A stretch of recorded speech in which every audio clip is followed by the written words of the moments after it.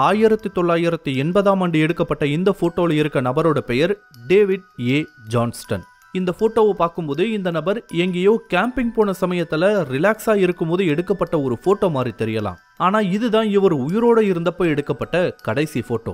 இந்த போட்டோவை எடுத்த 13 மணி நேரம் கழிச்சு டேவிட் இறந்து போயிட்டாரு. அப்படி இவருக்கு என்னாச்சுன்னு கேக்குறீங்களா? டேவிட் எரிமலைகளை ஆராய்ச்சி செய்யக்கூடிய ஒரு ஆராய்ச்சியாளர். இவர் அமெரிக்காவோட வாஷிங்டன் மாகாணத்துல இருக்க மவுண்ட் செயின்ட் ஹெலன்ஸ்ன்ற எரிமலையை ஆராய்ச்சி செய்யற சமயத்துல தான் இந்த போட்டோ எடுக்கப்பட்டிருக்கு.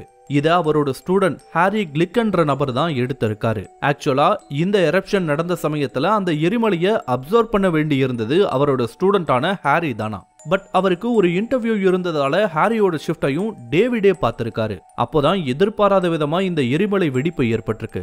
இந்த நியூஸை கேள்விப்பட்டதும் ஹாரி ரொம்பவே வருத்தப்பட்டாராம். இதுல வினோதமான விஷயம் என்ன தெரியுமா? இந்த விபத்து நடந்து சில வருடங்கள் கழிச்சு ஜப்பான்ல இருக்கக்கூடிய ஒரு எரிமலை ஆராய்ச்சி செய்வதற்காக ஹாரி கிளிக்கன் போயிருக்காரு. அப்போ ஏற்பட்ட அந்த எரிமலை வெடிப்பின் போது ஹாரியும் அதுல சிக்கி அவரோட டீச்சர் மாதிரியே இறந்து போயிட்டாராம். தேங்க்ஸ் ஃபார் வாட்சிங்.